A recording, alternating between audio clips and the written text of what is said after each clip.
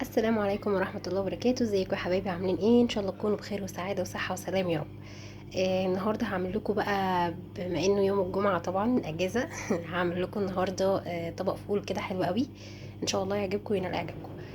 تعالوا نشوف هنعمل ايه مع بعض والمكونات اللي معايا هنا بصلاية كبيرة متقطعة كيوبس صغير، يعني بصوا صغير خالص. معانا نص معلقه صلصه، معانا قرن فلفل كبير او قرنين حامين، معانا طماطميه كبيره برضو متقطعه كيوبس، ومعانا هنا الفول متحوج. تمام كده، احنا كل اللي هنعمله ان احنا هنضيف زيت وهنضيف رشه فلفل اسود بس كده. تعالوا نشوف هنعمله ازاي مع بعض. هنا هنحط الطاسه على النار، ماشي، وهننزل بيها هننزل فيها بشويه زيت. تمام اهو، يعني معلقه زيت كبيره كده. خلاص. طيب بعد ما نزلنا بالزيت هننزل اول حاجه معانا البصل. بسم الله الرحمن الرحيم. هنقلبه كده تقليبه حلوه.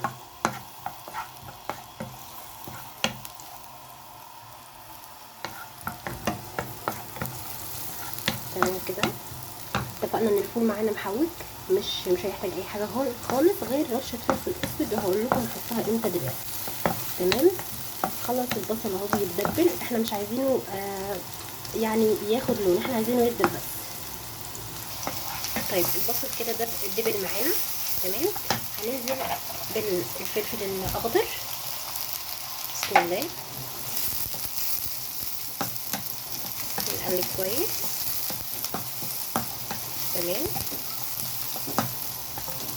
هننزل دلوقتي برشة الفلفل الاسود عشان ناخد الريحة الحلوة قوي من الفلفل والبصل.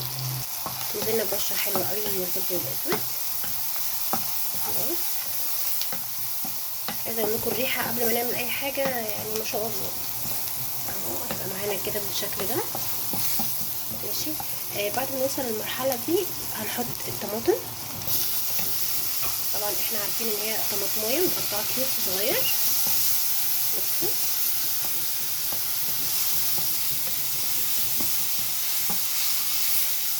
خلاص. يعني هنسيبهم دقيقة مع بعض وهرجع لكم اوريكم احنا وصلنا لحد فين. طيب بصوا احنا وصلنا لحد فين. احنا عايزين المرحلة دي.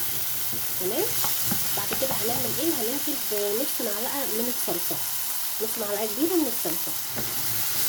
طبعا نزلنا بنص معلقة كبيرة من الصلصة. ماشي. قلبت كويس جدا. بصوا احنا نحتاج هنا يعني معلقتين كبار مية. خلاص. مش عايزة اقول لكم الريحة عاملة ازاي، الريحة بجد تحفة قوي يعني. بعدين هننزل معانا بالفول، على مقدار الفول اللي انتوا حابينه طبعا. نقلب كده مع بعض، نقلب كل حاجة مع بعض كويس قوي. زودوا معلقتين مية تاني. خلاص. هميكس وارجع لكم. طيب بصوا احنا وصلنا لايه. احنا عايزين المرحلة دي بس، مش عايزين اكتر من كده. بصوا عامل ازاي يا جماعة. ما شاء الله يعجبكم. تجربوه يعجبكم، يبقى حلو قوي والف هنا وشفا على قلوبكم. لو اول مره تشوفوني، انا شيف هدير المصري، دي قناتي على اليوتيوب. اتمنى تكون الوصفات خفيفه وسهله عليكم، واتمنى تكون دايما خفيفه على قلبكم. تعالوا نشوف هنقدمه ازاي. طيب يا حبايبي، ده كان شكله بعد ما خلص. سهل وبسيط وسريع جدا، وحلو قوي في الفطار الصبح او العشاء بالليل. يا رب يكون عجبكم، واتمنى الوصفه تكون سهله عليكم وحلوه. وشوفوني استنوني في فيديو جديد ان شاء الله. باي باي.